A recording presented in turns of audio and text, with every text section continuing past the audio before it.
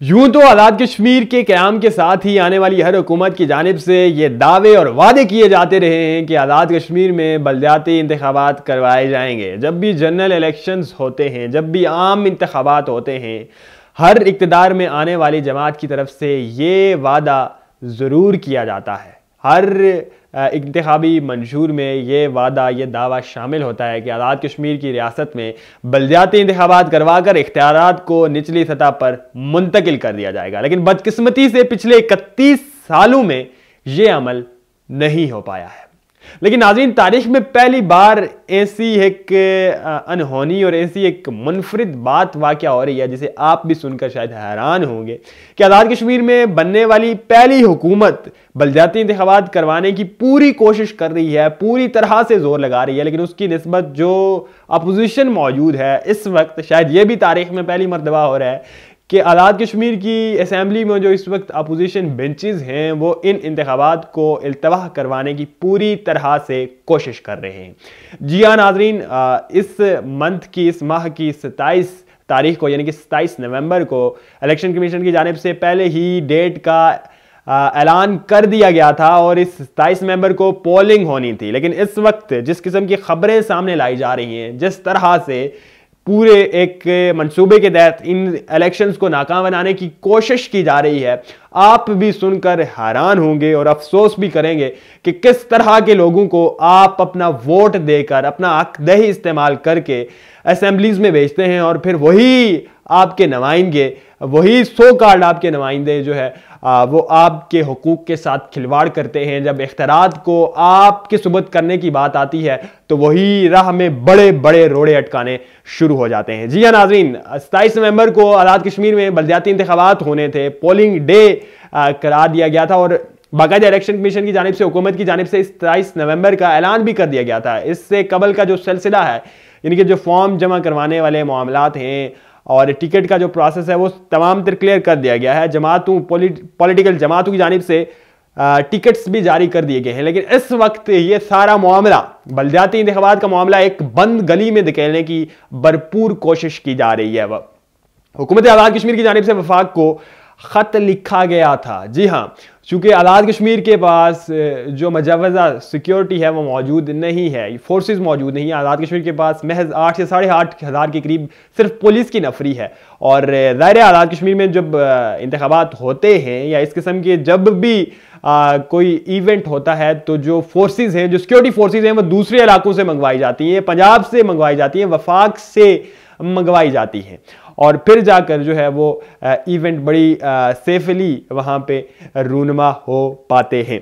अब जो मामला है वो बड़ा अहम है, इस पे ज़रा गौर करने की ज़रूरत है और ये गौर तलब भी है। तभी जाकर आप समझ पाएंगे कि आखिर ये सारा खेल खेला क्यों जा रहा है और क्या खेला जा रहा है। आपकी आंखों पे पट्टी डाल के पर्दे के पीछे कुछ और मामलात ऐसे सरंजाम दिए जा रहे हैं, वो आपको बताने जो है वो मकसूद हैं और आगे चल के आपके सामने वो भी रखेंगे। हुकूमत आज़ाद कश्मीर की जानिब से वफाक को ख़त लिखा गया था कि हमें 32,000 के करीब नफरी फार्म की जाए ताकि हम अपनी रियासत में बलदियाती इंतखाबात का इनेकाद करवा सकें। लेकिन वफाक की जानिब से इस ख़त को का कोई बाज़ाब्ता जवाब भी शायद दिया गया, और लेकिन राना सनाउल्लाह ने अपनी प्रेस कॉन्फ्रेंस में इस बात का इज़हार कर दिया गया था कि वफाक के हालात ठीक नहीं हैं। यहाँ पर इमरान खान लॉन्ग मार्च ला रहे हैं, तो इस वजह से आप अपने जो बलदियाती इंतखाबात हैं उन्हें मौखर कीजिए, चूँकि हम जो फोर्सेस हैं वो नहीं पहुँचा सकते, चूँकि हमारे अपने पास फोर्सेस मौजूद नहीं हैं। सो ये एक रास्ता तो बंद हो गया फोर्सेस वाला, अब दूसरा रास्ता है। जाहिर है एक कश्मीर जो है वो ज़ेर इंतज़ाम है पाकिस्तान के, और आज़ाद कश्मीर की हुकूमत पाकिस्तान की किसी भी दूसरी जगह के वसाइल या इस किस्म के जो इंसानी ताकत में मौजूद, इंसानी शक्ल में मौजूद जो वसाइल हैं वो इस्तेमाल कर सकती है, फोर्सेस को इस्तेमाल कर सकती है, लेकिन उसका एक तरीक़ेकार मौजूद है, एक ज़ाब्ता मौजूद है। अब चूंकि वफाक इनकार कर चुका है हुकूमत आज़ाद कश्मीर को कि हम आपको फोर्सेस नहीं दे सकते क्योंकि हमारे पास खुद ही मौजूद नहीं है। तो दूसरा ऑप्शन जो बचता है आज़ाद कश्मीर के पास वो ये है कि वो दूसरे सूबों से रब्ता करे, लेकिन दूसरे सूबों से बराह रास्त रब्ता नहीं किया जा सकता।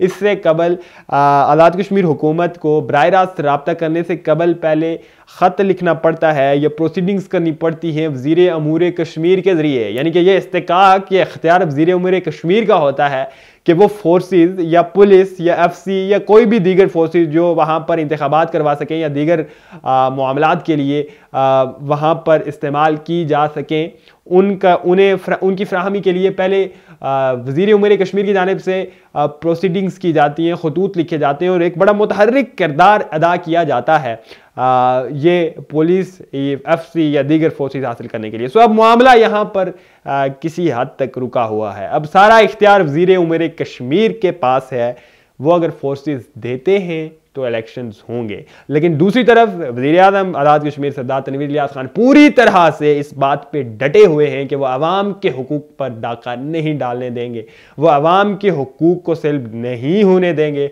वो बलदियाती इंतखाबात हर सूरत में करवा के रहेंगे और बिल्कुल 27 नवंबर को जिस डेट का ऐलान पहले ही किया जा चुका है उस डेट पे इंतखाबात करवाए जाएंगे, पोलिंग होगी।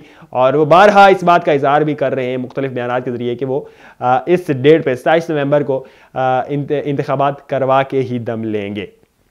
इस सारे मामले में अपोजिशन का किरदार बड़ा ही अहम है और बल्कि बड़ा कंट्रोवर्शियल है, चूँकि अमूमन हमने ऐसा देखने को मिलता है कि जब इंतखाबात की बात आती है या इस किस्म की कोई मुस्बत इक़दाम की बात आती है तो अपोजिशन की जानिब से उसे सराहा जाता है। उसके लिए अपोजिशन और हुकूमत की एक बायलैटरल जो है एफर्ट्स लगाकर उस मामले को सरअंजाम दिया जाता है। लेकिन इस वक्त यानी कि ये 2022 जो चल रहा है, इस वक्त पर्टिकुलरली जो अपोजिशन का किरदार है वो बड़ा ही कंट्रोवर्शियल है। इस मामले को लेकर अपोजिशन बड़ा ही एहतजाज कर रही है और सख्त किस्म का एहतजाज कर रही है। वो चाह रही है कि इलेक्शंस नहीं होने चाहिए, बल्कि इस सिलसिले में अपोजिशन रहनुमा बार बार प्रेस कॉन्फ्रेंसेस भी कर रहे हैं। इस्लामाबाद में आज से तकरीबन एक हफ्ता कबल दो रहनुमाओं यानी शाह गुलाम कादिर और जो कि सदर हैं मुस्लिम लीग नवाज के और उनके साथ चौधरी यासीन सदर पीपल्स पार्टी की जानिब से प्रेस कॉन्फ्रेंस की गई और ठीक उस दिन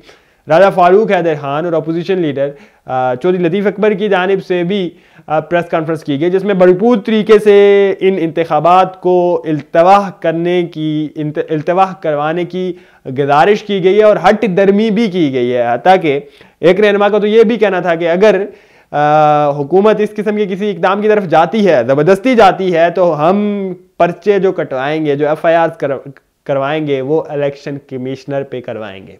यानी यहाँ जाकर तो बड़ा जो किरदार है अपोजिशन का बड़ा ही बरहन्ना हो जाता है और बड़ा खुल के सामने आता है। यानी कि एक तरफ इस 44 लाख से ज़ायद इलाके आबादी वाले इलाके में 31 सालों बाद इलेक्शंस होने जा रहे हैं। अब इख्तियारात जो है निचली सतह पर मुंतकिल हो रहे हैं। ज़ाहिर है इन लोगों को टेंशन तो है, इन्हें ज़ाहिर है इस बात पे गौर तो करते होंगे। जिन वजूहात की बिना पर हमारी जेब चलती है, जेब गर्म रहती है, आखिर वो ख़त्म हो जाएंगी तो हमारा गुजारा किस तरह से चलेगा। चूँकि अगर इख्तियारात निचली सतह पर मुंतकिल हो गए, अगर जो इख्तियारात हैं वो मुझे और आपको मिल गए, तो फिर इन लोगों के दफ्तरों के चक्कर काटने कौन जाएगा?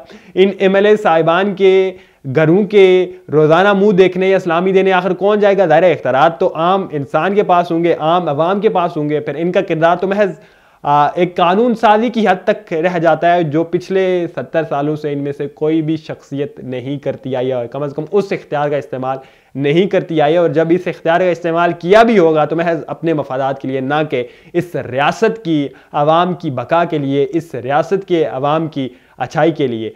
अपोजिशन जो है वो इस पे बड़ा खुल के तनकीद भी कर रही है और बार बार कह रही है हम इंतखाबात नहीं मानने वाले, हम इंतखाबात नहीं चाहते।